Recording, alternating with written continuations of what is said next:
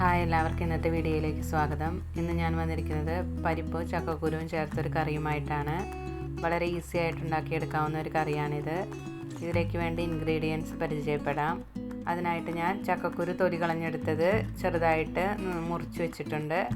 അതുപോലെ തന്നെ കുറച്ച് പരിപ്പ് എടുത്ത് വെച്ചിട്ടുണ്ട്. ഈ ബൗളിൽ ഏകദേശം പകുതി പരിപ്പാണ് ഞാൻ എടുത്തിട്ടുള്ളത്. കൂടാതെ ഇതിലേക്ക് വേണ്ട ഇൻഗ്രീഡിയൻസ് പച്ചമുളക്, കറിവേപ്പില, സവോള ചെറുതായിട്ട് അരിഞ്ഞത്, ചെറിയ കഷ്ണം ഇഞ്ചി അരിഞ്ഞത്, കൂടാതെ ഇതിലേക്ക് ഒരു ബൗൾ ചിരകിയെടുത്ത് തേങ്ങ എടുത്ത് വെച്ചിട്ടുണ്ട്. ഈ തേങ്ങ മിക്സിയുടെ ജാറിലിട്ട് നന്നായിട്ടൊന്ന് അരച്ചെടുക്കണം. ഇനി നമുക്കിതിലേക്ക് വേണ്ടത് ഉപ്പ്, മഞ്ഞൾപ്പൊടി, മുളക് പൊടി, മല്ലിപ്പൊടി എന്നിവയാണ്. ഞാനിവിടെ ഒരു കുക്കർ എടുത്ത് വെച്ചിട്ടുണ്ട്. ചട്ടിയിൽ വേണമെങ്കിൽ നമുക്ക് ചട്ടിയിലും കറി റെഡിയാക്കി എടുക്കാവുന്നതാണ്. ഇതിലേക്ക് നന്നാക്കിയെടുത്ത ചക്കക്കുരുവും കഴുകിയെടുത്ത പരിപ്പും ചേർത്ത് കൊടുക്കാം.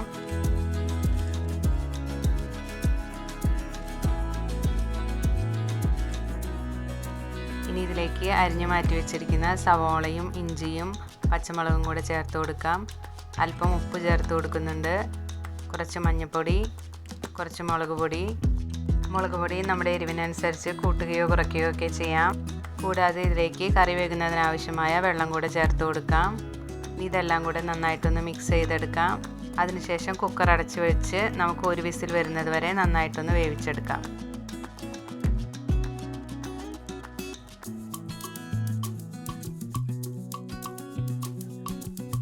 ഇത് ഒരു വിസിലടിച്ചതിന് ശേഷം ഞാൻ മാറ്റി വെച്ചിട്ടുണ്ടായിരുന്നതാണ്. ഇതിൻ്റെ പ്രഷറെല്ലാം നന്നായിട്ട് റിലീസായിട്ടുണ്ട്.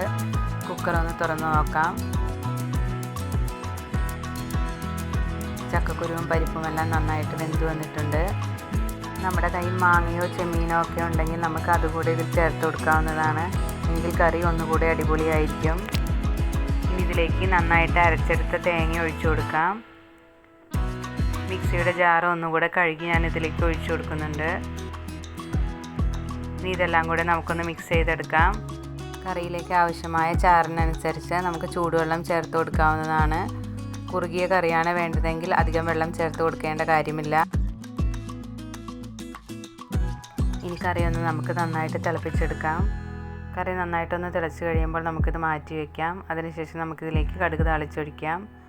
അതിനായിട്ട് ഞാനിവിടെ ഒരു പാൻ എടുത്ത് വെച്ചിട്ടുണ്ട്. പാൻ നന്നായി ചൂടായി കഴിഞ്ഞതിന് ശേഷം വെളിച്ചെണ്ണ ഒഴിച്ച് കൊടുക്കാം. അതിനുശേഷം കടുകിട്ട് കൊടുക്കാം. കടുക് നന്നായി പൊട്ടി വന്നതിന് ശേഷം അതിലേക്ക് കറിവേപ്പിലയും ഉണക്കമുളകും കൂടെ ചേർത്ത് കൊടുക്കാം. ഇനി ഇതെല്ലാം കൂടെ നമുക്ക് നമ്മുടെ കറിയിലേക്ക് ഒഴിച്ചു കൊടുക്കാം.